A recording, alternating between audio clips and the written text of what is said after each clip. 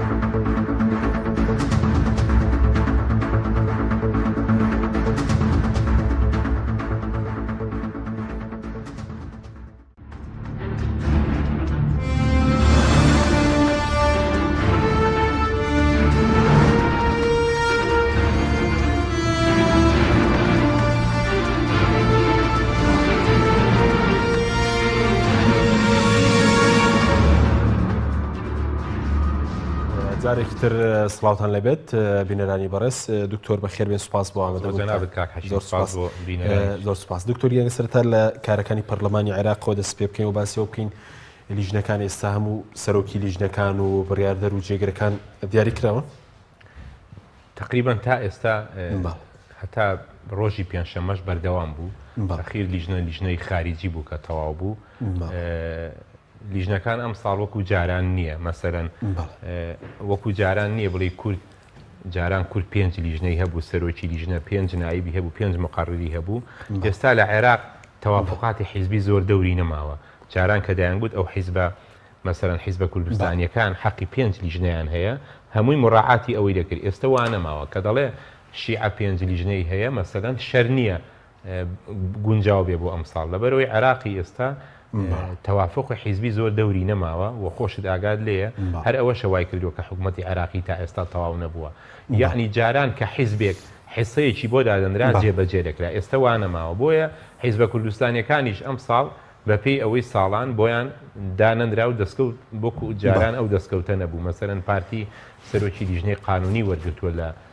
ڕئیسیە گەورەکان، یەکێتی خارجی وەرگرتووە. جاران مەسەرەن 5 لیژنەیان وەرگرتووە، 5 سەرۆکایەتی. ڕەنگە ئەم ساڵ کەمتر بێ، ڕەنگە تاوی کە کراوەتەوە چەندی پشکی کوردەوەی کە تا ئێستا خارجی پشکی کووردە، قانونیە پشکی کووردە، نایبەکان نایبی نەوت پشکی کووردە، نایبی لەوانەیە نایبی مەسەرەن زراعەیە سەرۆکی زراعە پشکی کورد بێ، مقڕیرەکان پشکی کووردە، مقڕری دارایی و مقڕری خوێندنی باڵا. یعنی وەکو جاران تەوافقەکە نەی خواردووە بڵێن بەزێنی ئەم ساڵ دیار نێ بۆ نمونە ئێستا پەرلەمان چەند لیژنەیە بۆ نمونە تەواو نەبووە، هەمووی تەواو نەبووە. هەتا پێنجشەمەش مابوو لە دوای نیوەڕۆکەی خوێندنی باڵا کرا. ڕەنگە دوای جەژنیش بیزەبت نازانم نەزاهەوە ئەوە یەکلایی بۆتەوە یان نا، بەڵام لیژنەکان کورد وەکو جاران ستاندەر نەبوو بڵێ 5 سەرۆک 5 نائب 5 مقڕر، چونکە تەوافقات نەماوە. تەوافقات کەمە. ڕەنگە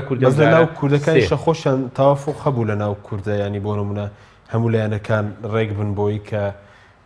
کورد بەرکەوتەی باشیە بێ لە لیژنەکان خراپ نەبوون، بەڵام بڵێ 100% تەوافقیان هەبووە وەکو ساڵان ئەو تەوافقە نەبوو. بۆ لەبەرەوەی حیسەکە کەم بوو، هیچ حیزبێک فریای خۆی نەدەکەوت بە باشی تا فریای تەوافقی حیزبەکانی کرد و زیاتر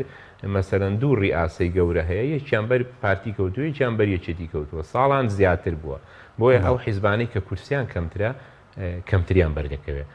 سەرۆکیان بەرناکەوێت مقڕیان بەسیەوە لەگەڵ پارتی بڵین هەمانگیتان هەبوو هەمانجی جوانە بووە ڕاست بێ هەمانجی هەبووە و نەبووە هەرو دوانە پارتی خۆی وەردەگرت و یەکێتیشی سەبڵێنەوەی کە زیاتر لاکراوەتەوە لەو لە دوو ڕێیسیە گەورەکان لە ئەیەکان قانونیە هی پارتیە و خارجی هی یەکێتیە بەس ئەگەر تەوافقیان هەش بووە و نەش بووە تقریبان ستاندەر دانرا بوو بڵی تەوافقێکی وا هەبووە کوبراوا بووە کورد لە بەس گرینگە مەسەلوانە بووە بەڵە بەس گرینگە دکتۆر مەسەلەن سەرۆکی لیژنە ڕۆڵی هەیە یا خۆزانی ڕۆڵی هەیە ئەنی بۆ نمونە مافی سەرۆکی لیژنە چیە مافی ئەندام چیە بۆ نمەکە با من شتێکە طبعاً سەرۆکی لیژنە تۆ سەرۆکی 23 پەرلەمانتاری بە پێی لیژنەکان لیژنە هەیە 23 هەیە دە پەرلەمانتارە هەیە سێ پەرلەمانتارە تۆ سێ کەسبی یەکیان دەبێت بە ڕئیس یەکیان دەبێت بە نایب یەکیان دەبێت بە مقڕر منەتی تێرانیە بەس هەندێک لیجان هەیە مەسەرەن لیجانی قانونی خارجی نەزاها نەوت طبعاً ڕئیسەکە دەوری هەیە لەبەرەوەی تەعاملی لەگەڵ وەزیری ئەو فیئێ لەگەڵ وەزیری نەوتە وەزیری خارجیە بەڵام وەزیری عەدلە بەڵام ئەمەش ئەوەندە مهم نییە پەرلەمانتار دەکەوێتە سەر خۆی ڕەنگە تۆ ببی بە ڕئیسی لیژنە بەس هیچت پێ نەبێ بیکەی هیچ مەشروعێکت نەبێ اختصاصێکی واد نەبێ یعنی دەکەوێتە سەر ئەوەی کە پەرلەمانتار تا چەند مختەسە سەرۆکی لیژنە دەسەڵاتی زیاتری نییە لە ئەندامەکان دەسەڵاتی زیاتر ناوێت کە شتێکی معنەویە بەڵام ڕەنگە ئەندامێکی ئەو لیژنەیە زۆر بەرنامەی زیاتری پێبێ بۆ کوردیا بۆ میلەتەکەی خۆی ئەگەر عەرەب بێ لە سەرۆکی لیژنەکە دەکەوێتەوە سەر ئەوەی تا چەند تۆ مختصی لە ئیشەکەی خۆت مەسەلەن ئەجینا سەرۆکی لیژنە شتێکی معنەویە ڕاستە بڕیار بەدەستی بەس خۆ هیچ بڕیارێک بەپێی بەبێ ئەندامەکان ناچێتە سەر بۆ کەس ینی وا مەزانە سەرۆکی لیژنەی نەوت ئەگەر بەرکوردکەوێ نەوتی کەرکووک هەمووی بێنێ بۆ کوردستان یعنی ئەمە شتێکی خەیاڵیە یان لیژنەی قانونی تۆ ئەگەریمان لیژنەی ئەمنی بەرکوردکەوت لیژنەی ئەمنی چی پێ دەکرێت سەرۆکی لیژنەکە لەگەڵ هادی عامری و لەگەڵ قەیس خەزعەلی و هەر بەڕاستی لەگەڵ وەزیری دیفاع و وەزیری داخلی یعنی شتەکە لیجانەکان بۆ ئەوەیە کە کاروباری ناو پەرلەمان بەڕێوە ببرێت شەر نییە کە تۆ سەرۆکی لیژنەکە هەبوو دەستکەوتێکی گەورە بێ بۆ کورد بەس ئەمە قانونە چه حیزبێک کورسی زۆر هێنا سەرۆکی لیژنەی بەردەکەوێت درەنگ سەرۆکی لیژنەکان یەکلا نەکراونەتەوە بۆ نمونە هەر زۆر درەنگ یەکلا کراونەتەوە لەبەرەوەی عێراقی تەوافق نەماوە ساڵان دوو کوتلەی گەورەی شیعە هەموو پەرلەمانیان بەڕێوە دەبر هەموو سڵحیشیان دەکرد هەموو لیژنەکانیان دادەنا ئێستا ئەو کوتلە گەورە نەماوە کوتلەی سائیرون کە نزیکەی 60 کورسیە ناتوانێت هەموو پەرلەمان بەڕێوە بەرێ ئەوە گەورەترین کوتلەیە تەحالوفی ئیسلاحە لە دوای ئەوە تەحالوفەکانی تر یعنی بە کوردیەکەی کەس بڕیار بەدەستی یەکەم نییە کەس ئەوەندە کورسی نییە کەس تەحالوفەکەی ئەوەندە بەهێز نییە بتوانێت هەموو شتێک لاکاتەوە بۆ هەموو شتێک دواکەوت حکوومەتی عێراقی دواکەوتووە تەخیر بۆ لە پێکەنانی وەزارەتەکان لیجانەکانی پەرلەمان هەر لەبەر ئەو ناتەوافقی کردنەوە پەرلەمان هەیە هەتا ئێستا ڕەنگە دوێنێ و پێرێ وردەوردەیەک لای بۆ باشە بەس یعنی ئەم جارە پێدوای پەرلەمان لاوازە بەراورد بە خولی ڕابردووی بۆ نمونە لە خولی ڕابردوو کۆمەڵێک وەزیر بۆ نمونە لێپرسیمان لەگەڵ تا ئێستا هیچ دەنگ و باسێکێ لە پەرلەمان کە هیچ وەزیرێک بانگ بکرێت لە پەرلەمان لە وەزیرە نوێنە لە وەزیرە نوێنە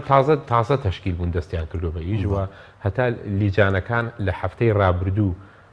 هەمویان تەشکیل بوون بۆیە بەڕێی من دوای جەژن لیجانەکان دەست دەکەن بە ئیشی خۆیان تا ئێستا کە ئیشیان کردووە بە تەمەنترین کەس لیژنەکەی بەڕێوە بردووە ئەوەی کە خۆی ڕئیس نەبێ بە حەقی خۆی مەوزوعەکە تەمەن بێ خۆی پیاوخراب ناکا وەزیرێک بانکا بۆ لێپرسینەوە بۆیە لە دوای جەژن دەست دەکەن بە ئیش ڕاستە تەخیربوونێک هەیە بەڵام زەرێکی وای نەداوە مەسەرەن بەس زەرری داواەوەی کە لەم خولە مەسەلەن دەست نەبراوە بۆ کۆمەڵێک پرۆژەی هەستیار بۆ نمونە کۆمەڵێک یاسایی هەستیار ئایا پەسەند کراوە کە گرنگ بن بەنسبەت خەڵکو و گۆڕینی ژیانی خەڵکەوە لەم خولە شتێکی ئەوتۆکراوە لە پارلەمان یاساکان طبعا چەند مانگە لە فەسڵی تەشریعی دووەم هەموو پرۆژە یاساکانە پەیوەندی نییە بە ناو لیجانەکانی ناو پەرلەمانەوە پەیوەندی نیە ئەو پەیوەندی هەیە بە جەلسەی پەرلەمان ڕۆژێک جەلسەیە ڕۆژێ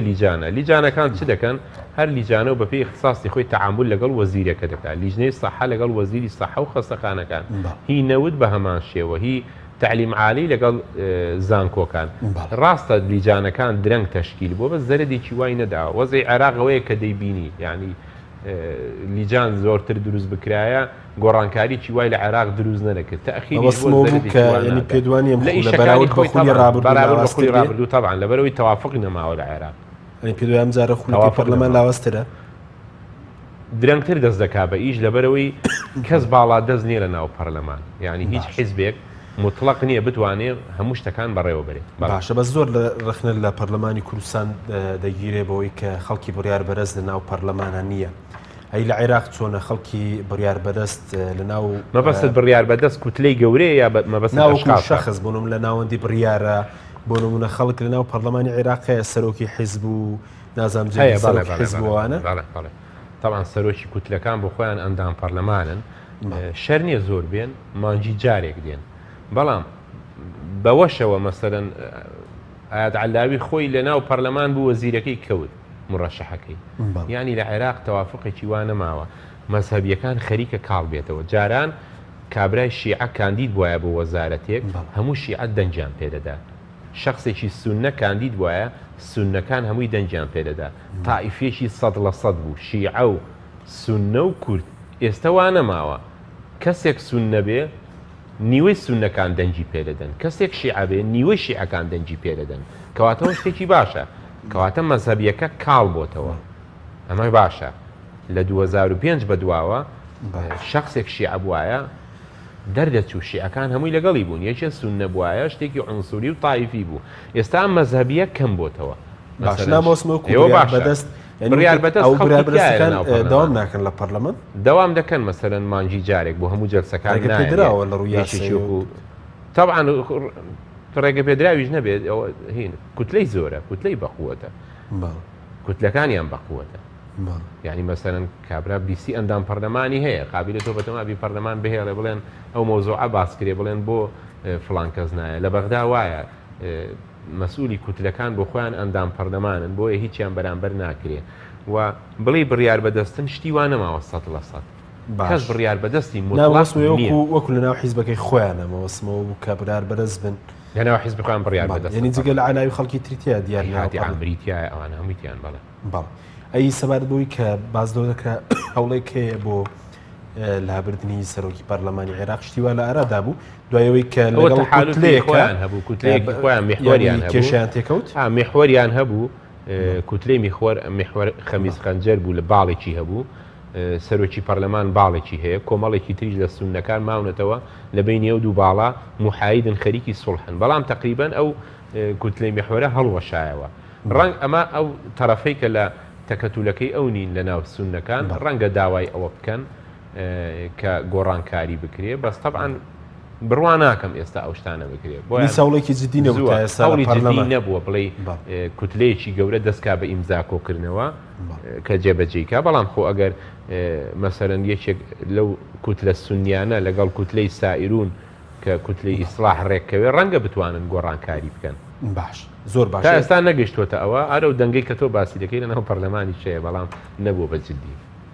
زۆر باشە کە سەبارەت بە موچەی فەرمانبەران قسەی زۆر لەسەر موچەی فەرمانبەران دەکرێت ئەوەی کە لە بەغداوە چوار موچەنێر درراوە وە باز لەوە دەکەیت کە ئێستا سەرخاڵیەوە موچەی مانگی 5 بنێردرێت بەڵام لە کوردستان موچە دابشکردنەکەی دوا دەکەوێت لە کوردستان مانجی چەند درراوە کاک ئێستا مانگی دوو درراوە مانجی دوو درراوە مەسەرەن ئەگەر عێراق بینێرێ مانجی 5 دەنێرێت طبعاً عێراق ڕێککەوتووە کە موچە بنێرێ بەپێی پرۆژه یاسای موازنەی ساڵی 2019 عێراق موچە دەنێرێ هەموو مانجێک کە لە کۆی ساڵەکە دەکاتە 5 میلیارد دلار و شتێک یعنی 5 تریلیۆن و شتێک کۆن عێراق لە بیدایەت مانجی 1.2 نار بە 370 ملیارەکە ناردی وەکو ئەوەی کە زەمەنی حەیدەر عەبادی هەبوو لە دوای ئەوە مانجی سەی بە کامیلی نار بە فولی لە دوای ئەوە تعویزی مانجی 1.2 ناردەوە تعویزی 450 ملیارەکەی نار 370 نارد بوو مانجی 370 ملیار 370 ملیاری نار مانجی 3 فولی نار لە دوای ئەوە تعویزی مانجی 1.2 ناردەوە لە دوای ئەوە مانجی 4 بە کامیلی نار حکومەتی هەرێم لە دوا بووە لە مۆزوعەکان مەسەرەن کە مانجی 1.2 ناردۆ هی ساڵی 2019 وەزارەتی دارایی هەرێم چۆ هی ساڵی 2018 داوە جا مانجی 11 و 12 شتێکە لەو بابەتە مانجی ئەمە مانجی 1.2 وای کردو کە تعویزەکە هاتووە تعویزەکە مەبەستم تەواوکەری مانجی 1 و 2 وەزارەتی دارایی هەرێم چووە مانجی چکەی پێداوە باشە کە مانجی 3 هاتووە ئەو مانجێکی تری پێداوە مانجی 1 پێداوە 12 نازانم کە مانجی 4 هاتووە ئەم لە دوایە 3 مانگ 3 مانگە یا 2 مانگە حکوومەتی هەرێم لە دوایە بۆیە لە ئەخیری ساڵەکە ڕەنگە 2 موچە هەر بڵین نەگەیشت لەبەروی حکوومەتی عراقی کە مانجی 12 2019 نرد ئەوە تەواو هیچی تۆ لەلا نامێنێ تۆ مانجی چەند دەدەی مانجی دەدەی بۆیە مەفروض ئەم کابینەی تازەیە کە دێ وەزیری دارایی لە هەر حیزبێکە ئەمە بێشانسیەکە بۆ خۆی لە دوایە هیچشانسێکە چییە بۆ وەزیری دارایی کە هەر کەسێک لە دوایە لە دوایە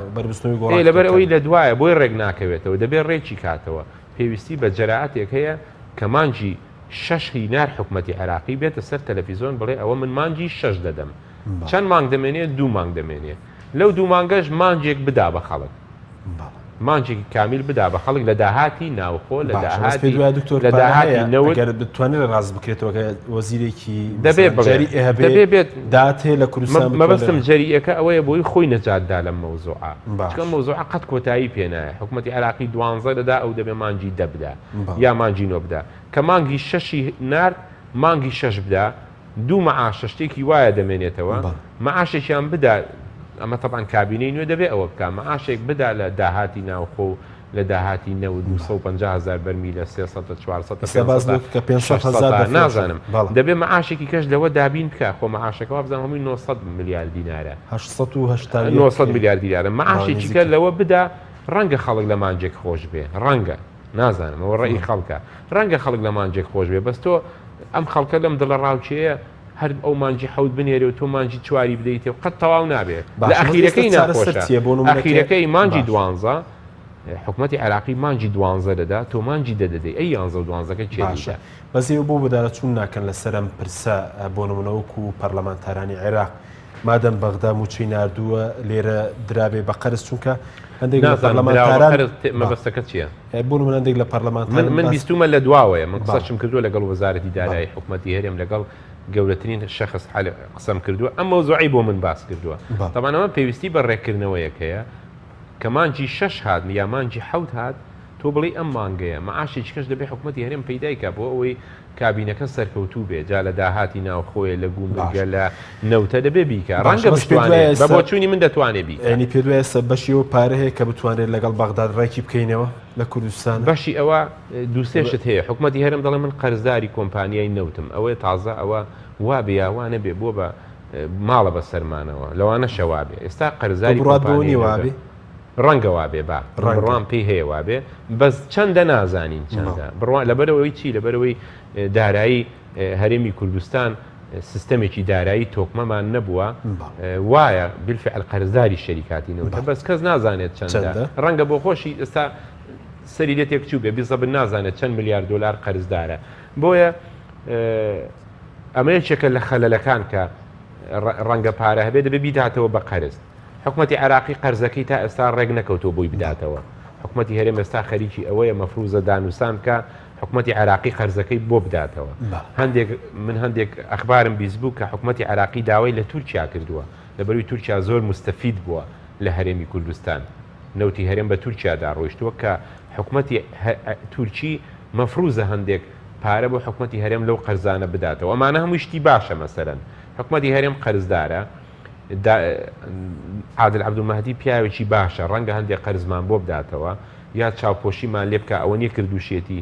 مەسەرەن تازە ساڵی بە بۆچوونی من ساڵی 2019 سەلامەتی دەڕوا حکوومەتی هەرێم 6 مانجی لەبەردەمە مانجی 6 هەتا مانجی 12 چی لە نەوتە دەکا دەیفرۆشێ دەیداتەوە بە قەرز سوڵحی پێدەکا لەگەڵ حکوومەتی عراقی فرسەتێکمان لەبەردەم حکوومەتی هەرێمە لە 6 مانگ خۆی ڕێکخاتەوە یا سوڵح لەگەڵ بەڕێز عادل عەبدولمەهدی بکە نەوتەکەی خۆی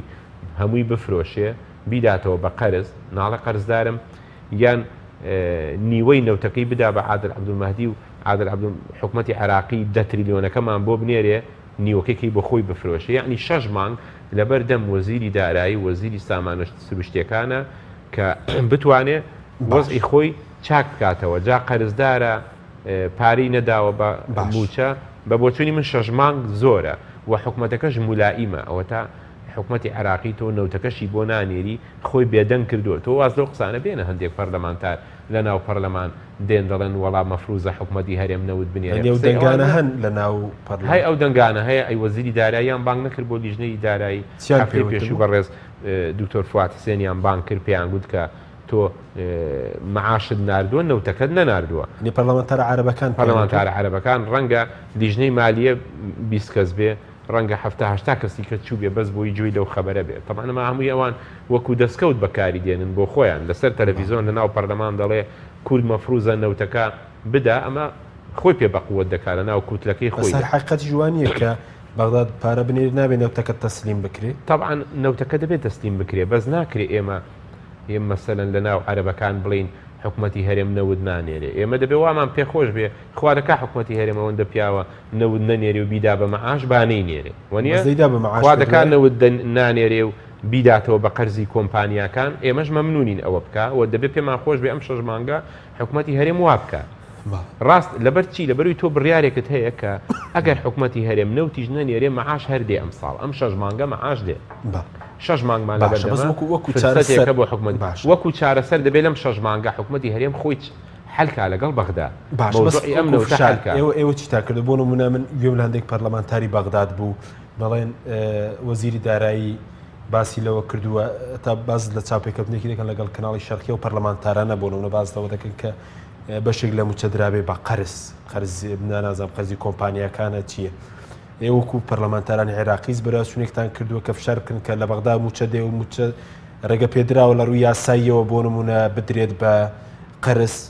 نەخێر تەبان ئێمە لە بیدایەتەوە کە یاساکەمان تەسبیت کرد مادەی دەبڕگەی جیم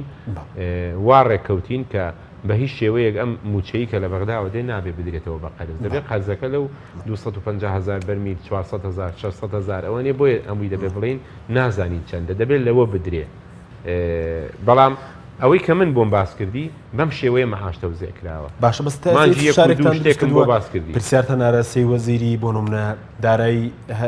نازەمگە ڕێگە پێدراوە بێ لە ڕووی ئەوە دەتوان من کاک حەچیم وەزیری دارایی هەرێم کردەوەی کە دکتۆر غالی بوو دکتۆر ڕێبوار باسییان کرد من نەمبیستوە کە حکومەتی هەرێم لە هیچ مەزدەرێکەوە من بە خۆم نەمبیستوە کە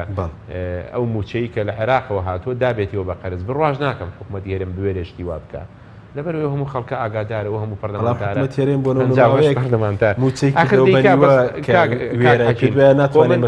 بە دیفاع لە حکومەتی هەرێم ناکەم هیچی شمپینێ بەڵام ڕەنگە حکومەتی هەرێم لە دوای قەیرانی دارایی و لە دوای ئەو فەوزایی کە قەوما ئێستا هاتووە کابینێکی تازە وا تەشکیل دەبێت ڕەنگە بیوێ لە ڕووی داراییەوە خۆی چاکە ئەگەر لە ڕابردوو ئیدارەکەی تۆکمە نەبوو بێ لە ڕووی داراییەوە من نازانم ڕەنگە ئێستا نیەتێک هەبێ بۆ ئەوەی خۆی چاکە بە نمونە ئەو بایۆمەتری یەکێک بوو لەو شتانەی کە نیەتی حکومەتی تێدا دەردەکەوێت کە حکومەت دەیەوێت خۆی چاکە لە ڕووی داراییەوە بە بۆ چوونی من ئەم 6 مانگە فرسەتە لە بەردەم حکومەتی هەرێم لەگەڵ حکومەتی عێراقی ڕێبکەوێن مەلەفی نەوت چارەسەر بکات چکە ئەگەر مەلەفی نەوت چارەسەر نەکا بۆ ساڵی 2020 مەوزوعی بوجە باش نابێت دڵنیا بەدێتە ناو پەرلەمان و مەوزوعی میزانیە بەو وەزعی ئێستا ناڕوا کە تۆ مەعاشیش بێت و نەوتیش نەنێری چکە ئەو 5 تریلیۆنت بۆ دەنێرێ 5 لێ خواردووی حکومەتی عێراقی ئێستا 5 میلیارد دلارت بۆ نانێرێ حەقی ئەوی تۆ نەوتەکەی بۆ نانێری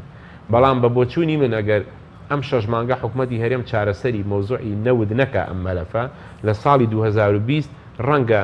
میزانیە لە پەرلەمان هەر پچەقێ نەڕوا بەهۆی ئەوەی کە خەڵکێکە بێ بڵێن نابێ مەعاش بنێری بۆ کوردستان دڵنیا بە ئەوە دەبێت ئەمەی کە ئێستا خۆی بێدەنگ کردووە ئەچی دەکە 5 مانجیکە ئەم مەلەفی میزانیە دێتەوە ناو پەرلەمانی عێراق مانجی 11 یان 12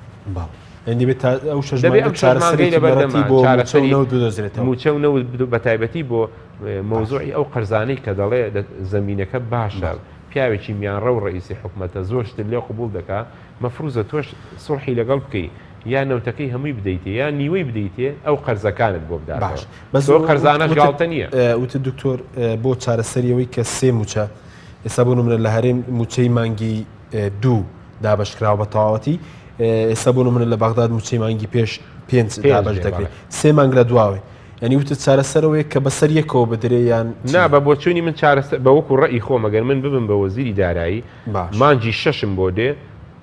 خۆم لەو شەڕە نەجات دەدەم بە خەڵک دەڵێم ئەوە مانجی 6 ڕێکم کردەوە چەند قەرزدارم 2 ئەی چیە و قەرزەک چیە چەند قەرزدارم 2 کابینەکە کابینەیەکی تازەیە چاوەڕێ ئەوەیە کە سەرکەوتوو بێ ڕۆژانە 250,000 500,000 بەرمیل نەوتی لەبەر دەستە داهاتی گومرگەکانی لەبەر دەستە وایان ئەستا باسی 500,000 بەرمیل دەکرێت تا ئێستا داهاتی برایم خەلیل و باشماق و هیچی ناچێتەوە بۆ حکوومەتی عێراقی ئەوە شەڕێکی کەیە کە ڕەنگە لە 2020 بێتە پێشەوە تۆ مەفروزە حوسنە نیەتێ پیشاندا مەعاشێکی کە بدا بە خەڵک بڵێ ئەوە یەکێکە لەو مەعاشانەی کە من ڕێکم کردوێتەوە مانجی 6 حکوومەتی عێراقی ناردوێتی ئەمەش مانگی 4 ڕەنگە خەڵک لە مانجێکت خۆش بێ بۆی نەجاتی بێ خەڵک خواخواتی نەجاتی بێ بەس ئێستا ڕەنگە خۆش بێ ڕەنگەشمانەیە بەڵام بە کورتی ینی ئێستا سێ موچە دەتوانرێ بەداهاتێرێم ڕێک بکرێتەوە پارە هەیە طبعاً هەرێم 250,000 بەرمیل ڕۆژانە دەفرۆشێ بە چەند دەیفرۆشێ دەبێ حسابیکەی ئەگەر بەرمیلی بە خۆی بەرمیلێک نەوتی عراقی بە 56 دلار پێم وابێ هەرێم تەمان هەرزانتر دەیفرۆشێ لەبەرەوەی هەرێم هەموو دقەیە بازاڕی نییە لەبەرەوەی یاعتیبارێکی وای نییە وەکو حکوومەتی عێراقی هەموو کەس یەکسەلی بکڕێ بەڕاستی ئەوە شەیە شەرنی حکوومەتی هەرێم هەموو ڕۆژێکە 250,000 بەرمیل نەوت دەردێنێ لی بکڕن باش بۆیە زەربی کە 250,000 بەرمیل زەربی 40 دلاریکە ئەمە لە ڕۆژێکدا لە مانجێکدا چەندە بە بۆچوونی من دەتوانێت معاشێک پێی بدا بەڵام ئەگەر قەرزدارێکی زۆر نەبێت چکە و دەڵێ من قەرزداری کۆمپانیای ینی بە کورتی ئێستا ینی حکوومەت هێرێم داهاتیوەیە کە موچەی ئەو قەرزانەش بداتەوە ڕەنگە بە بۆچوونی من دەبێت ساڵێک بداتەوە لەبەروی کابینەکە کابینێکی تازەیە ئەبێ مەسەلەن خۆی بە جوانی پیشانی خەڵکدا ئێستا ئەم کابینێ مشکلەکەی کابینێکی ناشرینە کابینەی نام کابینەکەی ڕابردوو ئەی 4 ساڵ ڕۆ بە موچەی دا بە عالم بدوای کابینێکی ناشرین بوو لەوڕۆ پێم وایە 4 ساڵ ڕۆ موچەی داوە بە عالم لەبەر هەر سەبەبێک بێ ئەرەوەڵا خەڵک زۆر لە لای جوان نەبووە بۆی ئەم کابینە تازەیە دەبێ خۆی جوانکە جامعاشێک دەدا دوان دەدا نازانم چۆن بەڵە بینێرانی بەڕێز ناوبەرێکی کورد و دەگەڕێنەوە وڵاتان لەگەڵمان بێنەوە تۆپ ئارت تاکە بریکاری تۆڕی میدیایی کۆمەڵ بۆ دروستکردن و بڵاوکردنەوەی ڕیکلام تۆپ ئارت گەڕان بە دوای تامێکی نایابوو بوونێکی جیاواز تەنها لە ئالیندا بەدی دەکەین بەرووبوومی ئەم ڕەنگانە خۆشترین تام و بۆن دەبەخشن باشترین جۆرەکانی بەهارەت هەڵدەبژێرین و کۆی دەکەینەوە ئاهەنگی خۆشترین تام و بۆن دەگێڕین ئێمە تەنها بە بازووی خۆمان باشترین بەرهەمدێنی لە هەموو وەرزەکان لە هەر کات و شوێنێک تەنها ئالین ئالین هێمای سەرکەوتن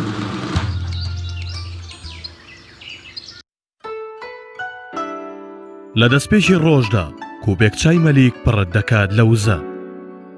لەسەر کار و لە کاتی پشوو تەنیا کوپێک چای مەلیک باسە بۆەوەی بە درێژایی ڕۆژ ئاسوودەبیت چای مەلیک بە هەموو جۆرەکانی بۆندار و بێبۆن و هێلدار باکێشی جیاواز لە بازاڕەکانی کوردستان و عێراق بەردەستە کۆمپانیای بورهان خاوەنی فەرمی چای مەلیکە کۆمپانیای بورهان هەرزانی لە نرخ و بەرزی لە کوالێتی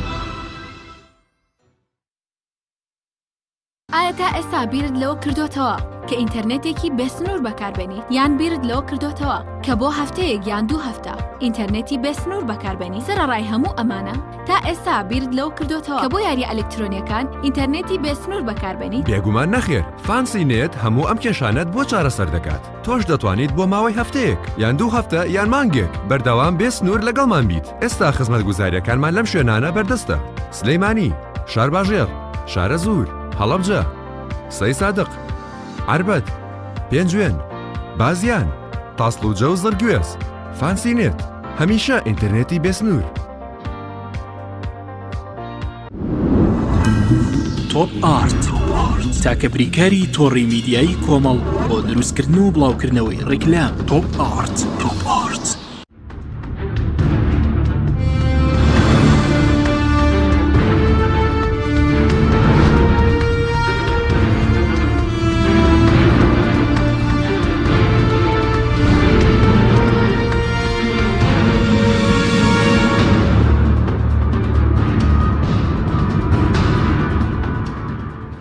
جارێکتر سڵاتان لەوێت بینەرانی بەڕێز دکتۆر بگەڕێمەوە لای بەڕێزت یەک پرسیاری ترت لەسەر موچەر لێ بکەم دەچنی سەرمەسل مەلەفی ناوچە دابڕێنەکە پێ دوایە دەبێت ئێستا فشار بکرێم لەسەر ئاسی پەرلەمانتارانی عێراق و کوردستانیش بەوەی کێشەی موچە چارەسەر بکرێت کێشەی موچە لە بەغداوە بۆ هەرێم چارەسەر کراوە باشە دەبێت لێرە ڕێک بکەیت ئایکی پەرلەمانتارانی کوردستان چیە ئەوەی پەرلەمانی کوردستانی پەرلەمانی کوردستان دەبێت ئەم موچەی ئێرە ڕێک بکاتەوە باش هەرچی ئێمەش ئەوەیە لەگەڵ حکوومەتی هەرێم سەرکردایەتی سیاسی کورد لەگەڵ بەغدا ئەم مەلەفینەوتە چارەسەرکەین یعنی بە حقیقەتت پێ بڵێم یەکێک دەبێت ئەم قەرزی کۆمپانیانی حکوومەتی هەرێم بداتەوە یا دەبێت حکوومەتەکەی عادل عەبدولمەهدی بیداتەوە یا دەبێت حکوومەتی هەرێم خۆی قەرزەکانی بداتەوە کە لە شەریکاتی نەوتیان لێرە ئیزنی کردووە یا دەبێت یەکێک لە وڵاتەکان بیداتەوە من وەکو باسم کرد دەنجێک هەیە کە حکوومەتی عراقی بە تورکیا دەڵێ دەبێت هەندێک لە قەرزەکانی بۆ بدەیتەوە کەواتە هەموو زەمینەکان بۆ حکوومەتی هەرێم باشە بۆ ئەوی بتوانێت دانووسانێکی باشکە بۆ ساڵی 2020 وەزع باشتر بێت باش وەزە منە شەفافێتی نێوتە زیانی زۆری لە هەرێم و خەڵکەکەشی نەداوە ئەی تەبعا زیانی داوە لەبەرەوەی سیاسەتێکی دارایی تۆکمەت نەبووە سیستەمێکی دارایی باشن نەبووە طبعا زیانی لە خۆشیان داوە تۆ بڵێ ئێستا لەبەر پرسەکانداوە دکتۆر لە ناحەی مادیەوە ناڵم خانەکانیان چۆن و چۆن نیە بەس لە ناحەی خۆشیان لە ناو خەڵک ئەو وەزعی کە حکوومەتی هەرێمی تێکەوت لە 3-4 ساڵی ڕابردوو بڕوا ناکەم بۆ خۆشیان ئیسراحەتیان کرد بێت تۆ با هەر پارەشت هەبێت کە تۆ تا بەیانی خەڵک لەسەر تەلەڤیزۆن هەر جنێوی پێدای هەر لەسەر جاد دەبوو بۆ کەس مرتاح نەبووە باش زۆر باش لەسەر مەسەلەی ناوچە دابڕێنراوەکان ئێستا دووبارەی مەسەلەی تاعیری پێەیە سووتاندنی گەنمی جوتیاران هەیە لە ناوچە کێشە لە سەرەکان لە کەرکووک لە خانەقین لە مەخمور چیتان کردووە لە باغدادی چاوڵێک لە پەرلەمان بۆ تاوتوێکردنی ئەم پرسانە بەڵێ طبعا ئەوەی کە جەنابەت باست کرد ئەو ئێستا لەو ناوچانە دەگوزارێت سیاسەتی تعریب کە گەڕاوینەتەوە بۆ زەمەنی کۆن وەکو زمانی بەحث لە گوێت لێ بۆ جەنابەت مەوزوعی گەنمی جوتیاران کە ئێستا لە هەندێک شوێن ناهێڵن هەڵیگرنەوە وا گەنمەکە دەسووتێ گەنمەکە خراپ دەبێ ناهێڵن هەڵیگرنەوە لەبەر چی لەبەرەوەی قواتی هێزی عسکەری تەداخلی کردووە لە ئیدارە هێزی عسکەری عێراقی ئێستا تەداخلی کردووە لە بەڕێوەبردن لە ئیشوکاری مدیرناحیەکان لە ئیشوکاری قایمقامەکان لە ئیشوکاری پارێزگارەکان مەوزوعی کەرکووک و خانەقینیش طبعا ئەمەی کە ئێستا هەیە من پێشەوەی بڵم بۆکو پەرلەمان چمان کردو و ئایا بە تەواوەتی توانیمانە چارەسەریکەین طبعا نەمانتوانیوە پەیوەندی بەوە هەیە کە لە دوای مەوزوعی ڕیفراندۆم لە دوای ئەنجامەکانی ڕیفراندۆم لە دوای 16 ئۆکتۆبەر کە ئەو ناوچانە بە عسکەری گیرایەوە پێگەی کورد بێهێز بووە کورد وەکو جاران نەماوە کورد لە ساڵی 2003 هەتا 2007 زۆر بەهێز بوو معنەویەن بەهێز بوو پێگەیەکی بەهێزی هەبوو و هێزی عسکەری هێزی پێشمەرگە لە ناو کەرکووک و لە دووسکول ماتوو لە خانەقین دەورێکی باشیان هەبوو ئێستا عکس بۆتەوە یعنی جاران هێزی پێشمەرگە شوێنی ئەم چۆن ئێستا هێزە عسکەری عێراقیەکان تەداخل دەکەن لە مەوزوعی جوتیاران لە ساڵانی ڕابردوو ئێمە پێشمەرگە ئەو دەورە باشەی هەبوو بۆ کورد نەیدەیەش کورد غەدری لێ بکرێ ئێستا پێگەی پێشمەرگە طبعا لاواز بووە بەهۆی سیاسەتێکی ئیقلیمی کە ڕەنگە ئێران و تورکیا و دەوڵەتی عێراقی و ناوڵەکانی یەکێتی و پارتییان طبعا دەرکردنی هێزی پێشمەرگە لەو ناوچانە سیاسەتێکی گەورەتر بووە لە ناکۆچی بینی حکوومەتی هەرێم و حکوومەتی عێراقیەوە بووە بەس طبعا وڵاتانی دراوسێش دەوری هەیە لە مەوزوعانە تورکیا و ئێران بەس کە ئێستا مەوزوعەکە هادی نابێتەوە لە نەتیجەی ئەوەیە کە ڕێکەوتنێکی باش نیە لە بینی یەکێوە چیتان کردووە دوای سەرکەوتنی پارێزگاری بەس ئێستا لە بەغداد هیچ چاوڵێکتان داوەکو پەرلەمانتارەکان هەوڵ دراوە هەمووی با پێ بڵم هەوڵاوە لەسەر مستەوای سەرۆک کۆمار پەیوەندی کراوە بە عادل عەبدولمەهدیەوە کە لیژنەیەکی دروست کردووە لە بینی سەرۆکایەتی کۆمار سەرۆکایەتی ئەنجومەنی وەزیران سێ پەرلەمانتاری ئێمە تێدا کە یەکێکیان کوردە یەکێکیان عەرەبە یەکێکیان تورکمانە واقعی حاڵی کەرکووک و ناوچە چێشە لە سەرەکان سێ ئەنجومەنی پارێزگای تێدا کە یەکێکیان کوردە یەکێکیان تورکە یەکێکیان عەرەبە بۆ ئەوەی لەم مەوزوعە بکۆڵێتەوە بەس ئایا ئەمە دەتوانێت چارەسەری 100% بکە طبعا ناتوانێت چارەسەری 100% هادی دەکاتەوە ئەم ساڵ جوتیاران گەرمەکەیان دەدورنەوە ڕەنگە ئەو عەرەبانەی کە هاتوون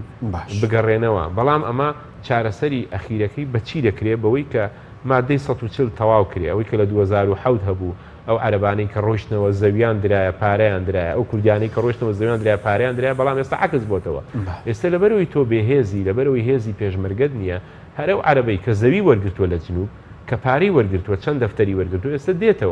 دێتەوانێ بۆ ناو زەویەکە خانوش دەکات کەواتە ئەمە هەمووی پەیوەندی بەوە هەیە کە پێگەی کورد زەعیف بووە هێزی پێشمەرگە نەماوە بشتێ و نەشتەوێت کەرکووک و خانەقین کاک حەچیم هێزی ئەسکەری یەکێتی لێ بووە بەڕاست بە واقعەکەی با بڵێن باش و جەماوەری یەکێتیشی لێ تۆ یەکێتیت پێ باش بێ یان حیزبەکانی تر پارتی پێی باش بێ یا پێی خراپ بێ خەڵکی کەرکووک دەنگ دەدا بێ یەکێتی خەڵکی خانەقین دەنگ دەدا بێ یەکێتی کابرای خەڵکی دهۆک تۆ پارتیت پێ باش بێ یا خراپ بێ هەر دەنگ دەدا بە پارتی بۆیە مەفروزە حیزبەکانی تر ئێستا لەم وەختە هاوکاریکی یەکێتی بکەن چ پارتی چ گۆڕان چ ئەو حیزبانەی کە هێزی ئەسکەریان نییە لەو ناوچانە کە هێزی پێشمەرگیان نییە تۆزە دەستی یەکێتی چییە پێ دەڵم ئەبێ یەکەم تۆزێ دەستی یەکێتی بکەنەوانێ کە یەکێتی بتوانێت حرەکەتکە ئەوان ناڵن یەکێتی لە کەرکووک حرەکەتکە نایڵن هاوکاری سیرکە هاوکاری نابن بەسیترین حرەکەت کە بە حیزبە کوردستانیەکانی وەکو یەکگرتوو پارتی بکرێ بە ڕێک وا بڵین دەتوانن کۆبوونەوەی ئەنجومەنی پارێزگار بکەن پارێزگارێکی کورد دابنێن شەرنی ئەو پارێزگارە کوردە زۆر مهم بێ هەموو شتێکی پێ بکرێت دڵنیا بە ئەو پارێزگاری کە ئێستا دەبێ بە پارێزگاری کەرکووک پارێزگارەکەی جاران نابێ کە سەیری خۆی دەکرد دەلی وای پێشمەرگە لە ناو کەرکووک بوو بۆیە ئەو پارێزگارە ئەوەندە بە قووەت نابێ بەس هیچ نەبێ ناچێ کتاب بۆ عەرەبەکان دەرکا بڵێ فلان ناحیە لە فلان گوند زەویەکان هی ئێوەیە کەواتە یەکەم شت کە دەکرێت هاوکاری یەکێتی بکرێ پارتیش و یەکگرتوش گۆڕانیش تەبعاان دەبێت کە گۆڕان ئەندامیان نیە لە ئەنجومەنی پارێز ئەندامیان نییە بەڵام خۆ گۆڕان حیزبێکی سیاسی گەورەیە کۆمەڵ حیزبێکی سیاسی گەورەیە یەکگرتو حیزبێکی سیاسی گەورەیە ڕەنگە گۆڕان و یەکگرتو هێزی چەکداریشیان نەبێت لە کەرکووک بۆیە مەفروزە ئەو سێقەیە بدەنەوە بە یەکێتی کە یەکێتی پارێزگارێک دابنێ ئەمە ئێستش کە هەیە یەکێتی و پارتی ڕێکەوتون لەسەر دانانی پارێزگارێکی بێلایەن ئەو بەس بۆ مماتەڵەیە شتی واقعەت نابێ باشە باس پارێزگاری بێلایەن بڕوا ناکەم دانرێ لە کوردستان دانەنراوە تا ئێستا لە هەولێر و دهۆک و سلێمانی ئەو ئێمە پیر بووین لە 91ەوە یەک زەلامی بێلایەنم پێ بڵێ بوو بێ بە مەحافیز خێرە لە 2019 لە ناو حەشدی شعبی و لە ناو جەماعەتی خەیس خەزعەلی تۆ بە تەمای مەحافیزی بێلایەنم بۆ دابنێ جاخۆ مەحافیزەکە ئەگەر هەموو یەکێتی جێشی ئەسکەری یەکێتی لەگەڵ بێلەوانەیە ئیشی بۆ نەکرێت دەوەرە بێلایەن بێ بۆیە بە بۆچوونی مندانانی خەڵکی بێلایانیش بۆیە کە مۆزوع چارەسەر نەکرێت ئەو مەسەلەی چییە کە هەموو بۆ نمونە 4 ڕێکەوتن دەکرێت دەڵێن یەکێتی و پارتی لەسەر کەرکووک ڕێکەوتن بەڵام ئێمانجامەکە شێر نابن ئێستا چی ئێستا لەگەڵ هەڵبژاردننی سەرۆکێرێم و پێکێنانی حکوومەت ئەو پرسە تاویەکەوێتەوە یەکێک ئێمە زۆر دڵمان پێخۆش بوو خەڵکی زۆر دڵی بەوە خۆش بوو کە یەک پاگێجیە کە بێ لە بینی حکوومەتی هەرێم و بەغدا و کەرکووک بەغدا بەڕێی من هیچ مهم نییە تۆ زیرەکەت هەبێیان نەبێ ئەوەندە گرنگ نییە بەس مۆزوعی کەرکووک بۆیە دەمانگووت گرنگە کە پێش حکوومەتی هەرێم یەکلا بێتەوە لە بەروی بۆ خۆت بینیت حکوومەتی هەرێم هەولێر و سلێمانی و دهۆک شوێنێکی ئارامە یعنی بڕات بێ ئەگەر تا 2 ساڵی تریش کابینەی تازە تەشکیل نەبێ هیچ مشکلێک نابێت حکوومەتی هەرێممان هەیە سەرۆکی حکوومەت جێگیریشمانەیە وەزیرەکانیشمانەیە دەیبەن بەڕێوە بەزەوە تا کەرکووک ئەوەندە مماتەڵەمان پێکرد هەتاوەکو کەوتە سەر ئەوەی گەنم پێگەیشت و ناڵن گەنم بدورێتەوە یعنی هەر بۆ خۆت وردە ناشرین بوو بۆ هەموو حیزبە کوردستانیەکان ئەمە نەتیجەی چی بوو نەتیجەی ئەوە بوو کە هاوکاری یەکێتیان نەکرد هەر لەسەر یەکێتی بوونەوە حقیقەتە هەر لەسەر تۆمەت بەخشینەوە بوون ئەو تۆمەتەش نەبڕایەوە ساڵێک 2 ساڵەوە 3 ساڵی بەسەردا ڕۆی ئێمە خەریکی ئەو مەوزوعە کۆنەڵاو لە برەر داوا نەبوو سەبنەوەکو پارتی دەڵێ ئێوە مەسەلە ناوچدا بڕێراوەکان خیانەتتان کرد ناوچەکەتان بەدەستەوە داوە تو با من شتێکت پێ بڵێم گریمان هەرچەند ئەمە شتێکی ئیقلیمی بووە هەموو کەس دەزانێت چۆن مووسڵ تووشی کێشە بوو چۆن سووریا لە ئەخیرەکەی تورکیا هاتە ناوە رووسیا هاتە ناوە خۆستا خۆت ئاگال لێ ئەم مۆزوعی ئیقلیمیانە ڕێگری لێ ناکرێەوە تا ئێستا کورد هەر لە سووریا بە چ دەردێک چوو تورکیا شاتووە ئێرانیش دەوری هەیە رووسیا شاتووە ئەمە شتێکی ئیقلیمی بوو بەڵام باشتەکە خۆ هەر دەبێت تەواو بێ لەبەر خەڵکی کەرکووک گریمانەوە کاکە من پیا کوش بووم پیاوێکی خراپ بووم بەنی گریمان من یەجێدی پیاوێکی خراپ بووم خۆ دەبێت ئەم مۆزوع تەواو بێ خۆ تۆ ناگرێت خەڵکەکەی بکوژی خەڵکی کەرکووکیش من خراپ بم کە یەکێتیم باش بووم خەڵکی کەرکووک لەگەڵ یەکێتیە خەڵکی کەرکووک دەنجی داوە بە یەکێتی جەماوەری بوو ئەوەی ساڵان ئەی 2005 ئەی 2000 و ئەو زەمانی کە کۆن کراوە خەڵکی کەرکووک چۆن خەڵکی دهۆک خەڵکی دهۆک ئێمە دەڵێن هیەکێتیە کەس ڕووی نایە دەڵێن دهۆک پارتی مطلقە وەنیە کۆمەڵیش ڕووی نایەوا بڵێ وەڵڵی کەرکووکی ژوایە شەڕ فرۆشتنە کەرکووکیش کابرای کەرکووکی ئێمە منداڵ بووین هەر یەکێتی بۆ یەکێتی خۆشویستووە بۆیە ئێستا حەقا حیزبەکانی بەس ئێستا ڕێگە بە یەکێتی مەوزوعی ئازانی من بەستەکەم چی بەسەرات ئێستا بۆ نمونە چکە دەمەوێت تۆری تریش تا ئێستا ڕێک نەکەوتون تا ئێستا بڕیار نەدراوە زانێ ڕاستنی کە دەڵێن دەڵێن نەتیجەکوە دەڵێن یەکێتی و پارتی ڕێککەوتون لەسەر ئەوەی کە پارێزگار دابدرێ بەڵێ تا ئێستا ئەمە نەبووە وە با پێشت بڵێم دانانی شخصی بێلایەن بۆیە کە نەکرێ ئەڵێ شتێک دەڵێن بەهۆی شتەکە تێکچێت باش من پێت دەڵێم تۆ لەگەڵ پێکێنانی حکومەت و لەگەڵ ڕۆژانی سەرۆکی هەرێم حەکیم لە سلێمانی دەتوانی محافزێکی بێلایەن دانی وڵا هەر یەکێتی و پارتی گۆڕان دەیخن کۆمەڵ و یەکگرتوش هەروان دەیخن باشە تۆ وایە ئەم وڵاتە هەمووی وایە تەوزیع بۆ بەسەر حیزبەکان لە هەولێر محافزێکی بێلایەن دانی لە پێشەوە پارتی دەیخە ئەنجایەکێتی بەپی تەسەسو دەکرێت تۆ لە کەرکوو بێلایەنێک دابنی کۆتی حیزبی لەگەڵ نەبێ و مەڵبەندی لەگەڵ نەبێ و لەقی لەگەڵ نەبێ و وڵایان یەکێتی دانێن کاتمە زۆر کەمە بەس پێ دوای ئێستا لەگەڵ پێکێنانی حکومەت ئاوکەشمان بەس لەگەڵ پێکێنانی حکومەت پێ دوایە لەگەڵ هەڵبژانی سەرۆکێرەمیش ئەو کێشەی چارەسەر ناکرێت پارێزگاری کەرکووک پێم وانە چارەسەرکرێ لەبەرەوەی کە ئێستا مستەڵەحانە دێتە ناوە کەسی بێلایەن دابنرێ بۆ ئەوەیە کە هەر مماتەڵی پێ بکرێ بە عەقڵی من نایبڕێت چاک بکرێ ئەگەر چاکرایە چاچیان دەکرد پێش ئەوەی وەزعەکە وای لێبێ گەنمی خەڵک پسووتێ و بێن خانوو لە زەوی کشتتوکاڵی کەرکوو بکەن بۆی ئەگەر چاکرایە چاک دەکرێت بە بۆچوونی من ئەو ڕێکەوتنە شەر بۆ ئەوە بوو کە حکومەتی هەرێم نەجاتی بێ و دروست بکرێ و سەرۆکاتی هەرێم لە دوای ئەوە من عەقڵم نایبڕێ کێشەی کەرکووک دوایەوە چۆن وەڵامی وەکو یەکێتی مەوەس وەڵامی خەڵکی کەرکووک دەنەوە کە پێشتر باستانەوە دەکرد کە بەبێ کەرکووک دەبێ وەفدیدانەوە بەبێ کەرکووک نە حکومەتی هەرێم پێک دێت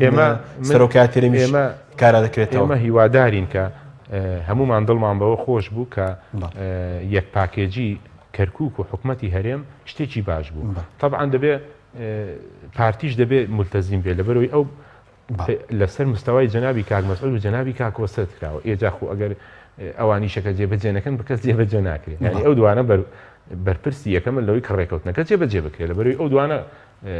دانووسانیان کردەوە باش زۆر باشە تەورێکی تر کە دەمەوێت قسەی لەسەر بکەین مەسەلەی دەرمانە دەرمان لە عێراقەوە ئێستا هیچ ناردنی دەرمان بەردەوامە ئایا ئێستا ئێوە وەکو لیژنەی چۆن کار دەکەن مەسەلەن بۆ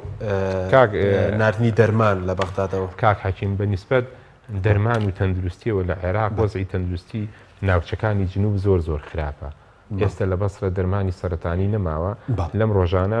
پێنجشەممە پەرلەمانتارێکی بەسرە پەیوەندی بە منەوە کرد بۆی لە واقعەکە تێبگەی دەڵێت دەرمانی سەرەتانیمان نەماوە لە بەسرە دەستیشمان ناکەوێت جا ئەوە یعنی بزانە سیستەمی تەندروستی چۆنە لە شارێک دەرمانی شێرپەنجە نەمابێ بزانە کە پلانی درێژخایانی نەبووە عێراق لە دوای شەڕی داعش پلانی 5 ساڵی نەبووە شێرپەنجە مەسەلەن هەموو نەخۆشیەکان تۆ دەبێ حساب بکەی ساڵێکی کە چەند نەخۆشی دەبێت لەبەرەوەی ئەمە مەجالیتیانە ساڵێکی تر لە سلێمانی ئەوەندە 1000 کەسە تووشی شەکرە دەبێت ئەوەندە 1000 کەسە تووشی شێرپەنجەی مەمک دەبێت دەپاڕینەوە یاخواشتیوانە بێ بەڵام ئەمە ستاندەرە بۆیە حکومەت دەبێت پلانی هەبێ دەرمانی 5 ساڵ بکڕێ عێراق ئەوەی نەبووە بۆ خۆی عێراق ئێستا دەرمانی نییە دەرمان بۆ تۆ دەنێرێ بەس ئەوەت بۆ دەنێرێت زۆر کە مابەز دکتۆر ئێستا عێراق دەرمانی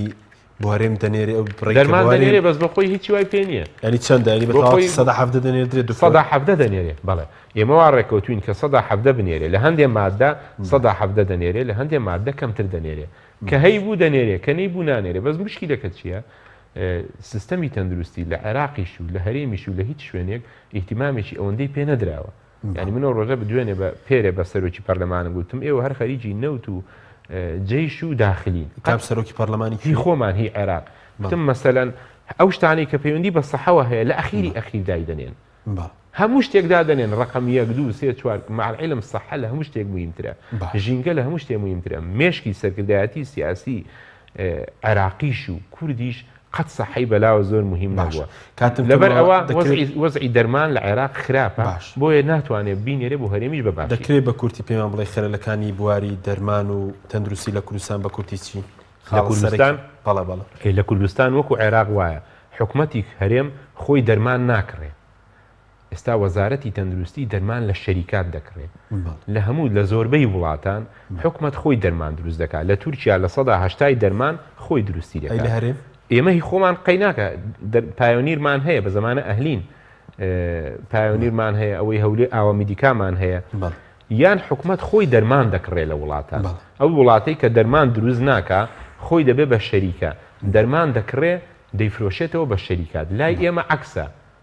حکومت خۆی دەرمان ناهێنێ دەرمان لە چێ دەکرێت لە شەریکات دیکرێت جەنابە دەستە دەتوانی لەگەڵ دکتۆرێکی سەیدەلانی شەریکەیەکدانی بەیانی من ببم بە وەزیری سەحەت دەرمانە لێ دەکڕم یعنی دەرمان بەدەست حکومەتەوە نییە بەدەست شەریکاتەوەیە دەیدا بە ئەوە طبعا لە زۆر وڵات تێکەڵە پەنجای بەدەست شەریکاتێ پەنجای بەدەست حکومەتەوەی ئەمە یەکەم خەلەلی دەرمانە کە حکومت توش بۆ بەدەست دەرمانەوە بەردەوام خەریکی فەحسە بەڵام هەر ناژگاتە نەتیجە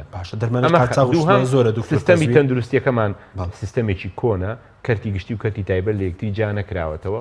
وازوش لە یەکتری جا ناکرێتەوە لەبەرەوەی پێویستی بە پارە هەیە باشە بە میزانی سەحە لە عێراق لە سەدا یەک من بە وەزیرم کتووە بە سەرکردای قیادە سیاسەکانی عێراقم کتووە لە چ وڵاتێک لە سەدا یەکی میزانی بۆ سەحەدا لە کوردستان کوردستانی عینەشتاویش سەدا یەکە سەیریکە لە هەموو وڵاتان سەدا 12 سەدا 10 تورکیا بەو عیملاقی خۆیەوە کە لە سەدا هەشتای دەرمان دروست دەکا لە سەدا 20 نوقسانە بۆ ئەو لە سەدا 20 تقریبا حەوت ئەوەندەی ئێمە پاری داناوە 7 ملیارد دلاری داناوە بۆ کڕینی دەرمان ئێمە 1 ملیار و نیومان داناوە حکومەتی عێراقی بەس دەرمانی قاچا و ساختەمە لە کوردستان زۆرە دکتۆر طبعا دەرمانی ساختە و ئەوە لە زۆر وڵات زۆرە هەتا حکومت خۆی دەرمان نەهێنێ تووشی ئەم شتانە دەبێت شەریکەیە کە دەرمان دێنێ فازۆکی کە زۆربەی بەرپرسەکانە بڕوان ناکەم ئەزانی تۆن لە هەرێمی کوردستان لە هەرێمی کوردستان لێرە بەرپرسێکە لەو سنوورە لەو دی بەرپرسێکە تەماشاکە لە هەرێمی کوردستان کوالیتی کۆنتترۆل چەند ساڵێکە کەوتوتە هیچ لە سەدا 60 دەرمانی هەرێم فەحس کراوە لە عێراق بە قسەی وەزیری تەندروستی عێراقی لە سەدا هەفتای دەرمان نازانرێت چییە ئەو دەرمانی کە لە عێراقەیە باش یعنی ئێمە باشترین لە عێراق بەز ئێمەش هەر باش نین باشە دوا پرسیارم زۆر بە کورتی نیو خولەک سەبارەت بۆی کە پرۆژه یاسایەکە بوو بۆ هێزە بیانەکان لە پەرلەمانی عێراق هاتۆ بەرباز و پێ دوایە دەبێت هەرێم و بەغداد چۆن مامەڵەگە و گرژێ وێران و ئەمریکا بکەن بە کورتی بێسپاس پرۆژه یاساکە نەهات مناقەشەیەک هاتکەوە هێزە ئەمریکیەکان تعدا دەکەن لە هێزە ئەمریکان مناقەشە بوو هەموو پەرلەمانتارەکان هەرێکان قسەی خۆی دەکرد بوو ئەوەی هەم حیزبەکەشی مرتاح بێ و هەم دەنگدەرەکانی خۆشی ئەجینا بڵێ بوو بە پرۆژه یاسا و بڕیار درا هێزە ئەمریکیەکان دەربکرێن کەس ناتوانشتی وا بکە بەنسبەت کوردیشەوە لەم وەزعی کە ئێستا هەیە مەبەست ئەوەیە ئەوەی ئەمریکا و ئێرانەوە کورد دەبێت لەگەڵ حکوومەتی عێراقی بێ کورد دەبێت بێلایەن بێ لەگەڵ تورکیا ڕێک بێ لەگەڵ ئێران ڕێک بێ لەگەڵ ئەمریکا ڕێک بێ بە تایبەتی دەبێت لەگەڵ عێراق زۆر ڕێک بێ چونکە ئەم ناکۆچی بینی دەوڵەتە گەورەکانە بۆ ئەوەی ئێمە نەسووتین کورد دەبێت لەگەڵ عێراق زۆر ڕێک بێ بۆیە دەبێت ئەم مەلەفینە و توشتە چارەسەر بکرێ بۆ ئەوەی تووشی کێشە نەبین لەگەڵ عێراق چونکە دوایی کەس پشتمان ناگرێت سپاس دەکەم زۆر سپاس بۆ بەڕێز دکتۆر میران محەممەد ناوی پەرلەمانی عێراق لەم بەرنامەی لەگەڵ مابی سپاس بۆ بینەرانی بەڕێز سپاس بۆ هاوکارانم تا بەرنامێکی دیکە خواتان لەگەڵ